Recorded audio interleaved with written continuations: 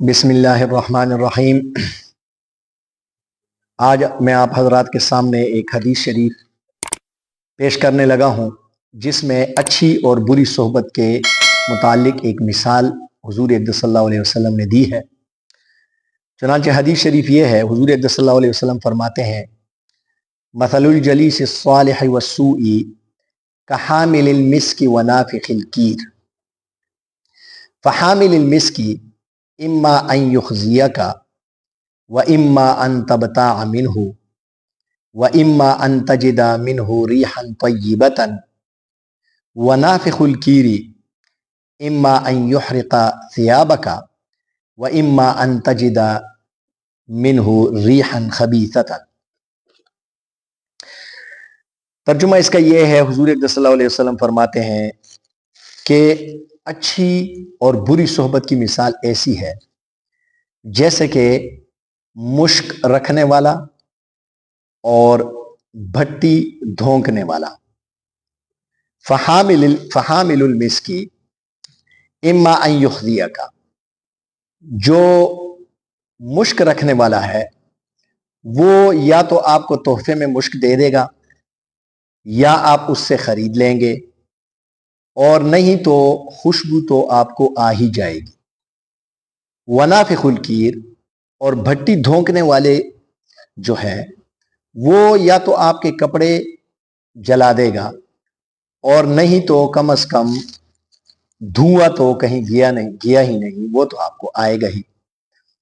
अब इस हदीस शरीफ में हुजूर अक़दस सल्लल्लाहु अलैहि वसल्लम ने अच्छी सोहबत की मिसाल उस शख्स से दी है जिसके पास मुश्क है, आप उसके पास बैठे हुए हैं। अव्वल तो वो मुश्क, वो अत्तर जो है आपको तोहफे में दे देगा, और अगर नहीं तो आप उससे खरीद लेंगे, और अगर नहीं तो खुशबू तो आपको बिला मांगे ही, बिला खरीदे ही आ ही जाएगी। यानी नफ़ा किसी हाल से खाली नहीं है, आपको हर हाल में नफ़ा मिलेगा ही मुश्क रखने वाले से।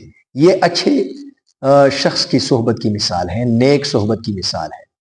और बुरी सोहबत की मिसाल आप सल्लल्लाहु अलैहि वसल्लम ने भट्टी धोंकने वाले से, यानी लोहार जिसको कहते हैं, लोहार के पास भट्टी होती है, उसमें वो लोहा गर्म करता है, तो लोहा गर्म करने के लिए वो मशीन के ज़रिए उसमें फूंक लगाता है ताकि वो अंगार जो है वो गर्म हो। तो अब उसके नुकसानात ये हैं कि अव्वल तो आपके कपड़े जल जाएंगे, क्योंकि उसमें से जो उसके आग की जो छींटे हैं वो आपकी तरफ आएंगी और आपका कपड़ा जल जाएगा।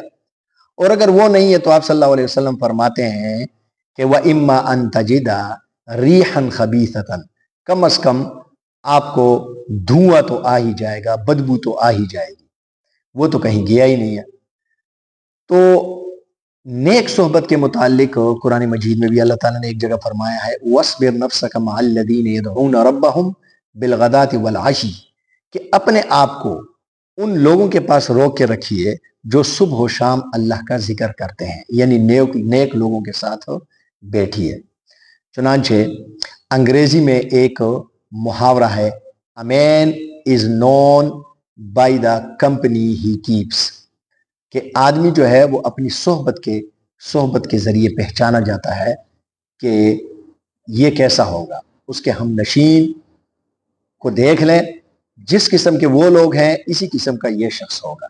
एक और हदीस शरीफ में है, हुज़ूर अक़दस सल्लल्लाहु अलैहि वसल्लम फरमाते हैं, अल मरउ अला दीनी खलीलिही फलयंजुर अहदुकुम मन युखालिलु, आदमी अपने दोस्त के दीन पर होता है, सो तुम्हें चाहिए कि तुम देख लो कि कैसे शख्स के साथ तुमने दोस्ती रखी हुई है।